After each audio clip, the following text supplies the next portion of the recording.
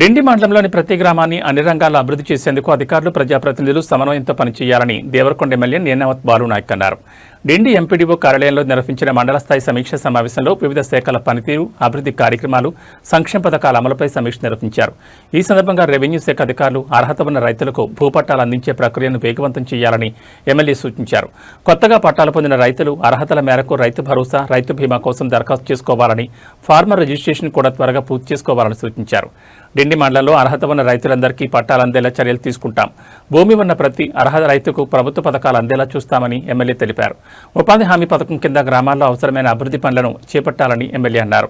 జలసిరి పనులతో పాటు గొర్రెలు, బర్రెల షెడ్లు, పండ్ల తోటలు వంటి పనులను అర్హతలకు అనుగుణంగా గ్రామ పంచాయతీ తీర్మానంతో చేపట్టుకునేలా ప్రజలకు అవగాహన కల్పించాలని అధికారులకు సూచించారు. డిండి ప్రాజెక్టు నుంచి ఇప్పటికే వ్యవసాయ అవసరాల కోసం నీటిని విడుదల చేస్తామని ఎమ్మెల్యే తెలిపారు. రైతులు నీటిని పొదుపుగా వినియోగించుకుని పంటల అభివృద్ధికి సద్వినియోగం చేసుకోవాలని సూచించారు.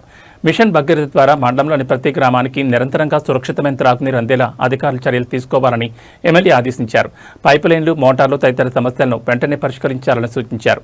మహిళా సంఘాలను మరింత బలోపేతం చేసి వారికి స్వయం ఉపాధి, జీవనోపాధి అవకాశాలు కల్పించే దిశగా ప్రభుత్వం అమలు చేస్తున్న కార్యక్రమాలను సమర్థవంతంగా అమలు చేయాలని ఎమ్మెల్యే అన్నారు.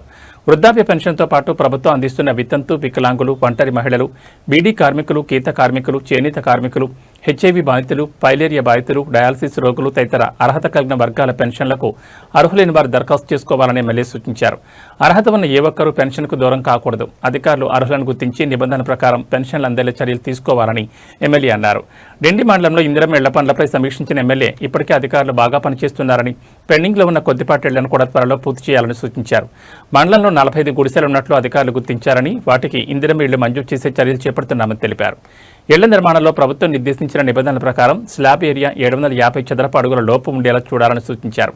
పశుసంవర్ధక శాఖ ద్వారా రైతులకు పశువైద్య సేవలు, టీకాలు, పశువులకు అవసరమైన ఆరోగ్య సంరక్షణ, పశు పోషణపై అవగాహన కల్పించాలని ఎమ్మెల్యే సూచించారు.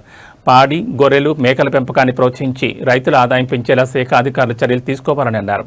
హమ్ రోడ్ పద్ధతిలో నల్గొండ నుంచి డిండి వరకు డబుల్ రోడ్ పనులను మొదటి విడతలోనే పూర్తి చేసేలా చర్యలు తీసుకుంటున్నామని ఎమ్మెల్యే బాలునాయక్ తెలిపారు.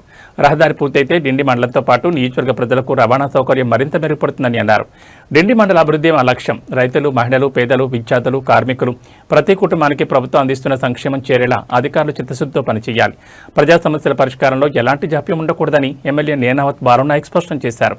ఈ సమావేశంలో డీఎల్పీఓ, ఎంపీడీఓ, తహసీల్దార్, వివిధ శాఖల మండల స్థాయి అధికారులు, గ్రామస్థ కార్యదర్శులు, సర్పంచులు, ప్రజాప్రతినిధులు పాల్గొన్నారు.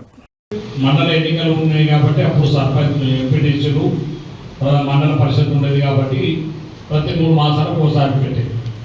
ఇప్పుడు ప్రభుత్వం 45 రోజులకు ఇక్కడ ఉన్నటువంటి గౌరవ సర్పంచ్ సభ్యులుగా మరి వివిధ శాఖలకు సంబంధించిన అధికారులు, అదేవిధంగా పంచాయతీ కార్యదర్శులతోటి ఆయా గ్రామాలకు సంబంధించినటువంటి అభివృద్ధి కార్యక్రమాలపైన, అదేవిధంగా ప్రభుత్వం చేపడుతున్నటువంటి సంక్షేమ కార్యక్రమాలపైన మరి సమీక్షించడానికి ఈ యొక్క సమావేశాన్ని నిర్వహించడం జరుగుతుందని చెప్పి కూడా మీకు ఈ సందర్భంగా మనం చేస్తున్నాం. దయచేసి ఏ ఒక్క అధికారి కూడా ఎంపీడీ గారు ముందు ఎజెండా పంపాలా, అదేవిధంగా ప్రతి అధికారి కూడా వితౌట్ మీ నోటీసులు ఎవరు కూడా ఆబ్సెంట్ కావడానికి వీల్లేదు. కాబట్టి దయచేసి అందరు అధికారులు మరి తప్పనిసరిగా ఈ సమీక్ష సమావేశాలకు హాజరయ్యే విధంగా చర్యలు తీసుకోవాలని చెప్పేసి మన ఎంపీడీ గారిని కోరుతా ఉన్నాను. మరి అదేవిధంగా మీరు అనేక సమస్యలు కూడా మా దృష్టికి తీసుకొచ్చినట్టు సమస్యలు, ముఖ్యంగా మంచినీటికి సంబంధించి ఎన్నో ప్రభావం వల్ల మన ప్రాంతం అంతా కూడా వర్షాలు లేవు. మిగతా ప్రాంతంలో కొంత గొప్ప పడ్డ, మన దేవరకొండ ప్రాంతంలో మాత్రం మంచినీటి కూడా దొరికేటువంటి పరిస్థితులు, ఇంకా భవిష్యత్తులో మనకు కొన్ని ఇబ్బందులు కూడా రావచ్చు.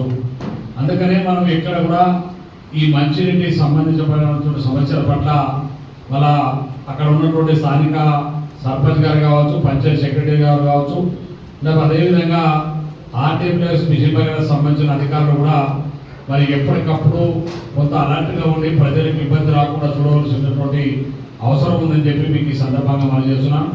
సాగర్లో నీళ్ళు వచ్చినా ఆ కృష్ణా నీళ్ళు మన దాకా వచ్చేటువంటి పరిస్థితి లేదు. సాగర్ నిండుతుంది. ఇవాళ రేపు పైన ఇంకా 4-5 రోజులు నడిస్తే సాగర్ నిండిపోతుంది. కానీ దాని మూలంగా మన ప్రాంతానికి పూర్తి స్థాయిలో కృష్ణా జలాలు వచ్చేటువంటి పరిస్థితి లేదు.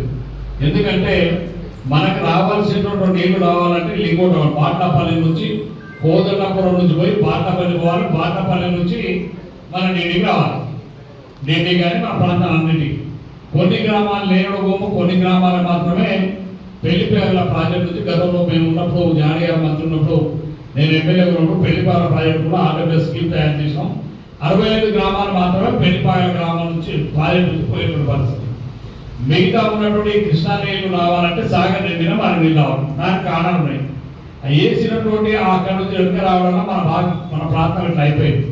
ఢిల్లీ ఇట్లా ఉంది, ఇట్లా ఉండేది ఢిల్లీకి నీళ్ళు రావాలంటే మీకు అక్కడ ఉన్నటువంటి ప్రాజెక్టు ఈ లెవెల్లో ఉండడం వల్ల మనకు ఆ కృష్ణా జలాలు ఇప్పుడు చాలా మంది 15 రోజుల నుంచి రావట్లేదు, 20 రోజులు రావట్లేదు. నీళ్ళున్నా కూడా మనం తెచ్చుకోలేని పరిస్థితి. అందుకనే భవిష్యత్తులో ఇటువంటి ఇబ్బంది జరగవద్దనే గౌరవ ముఖ్యమంత్రి గారిని నేను పదే రిక్వెస్ట్ చేస్తున్నాను. మొన్న కూడా పోయినప్పుడు రిక్వెస్ట్ చేసినాను.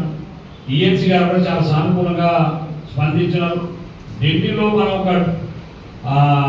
ప్రాజెక్టు తయారు చేసుకొని ఢిల్లీ నుంచి మనం తీసుకుంటే తప్ప మన ప్రాంతానికి కృష్ణా జలాలు అన్ని గ్రామాలకు సరిపోయిన నీళ్లు రావు. కృష్ణా జలాలు వచ్చేటువంటి పరిస్థితులు నీరు కొద్ది వారంలో 10 రోజులు తాగినట్టుగా ఇబ్బంది రాకుండా చూసుకోవాల్సిన పరిస్థితి ఉంది.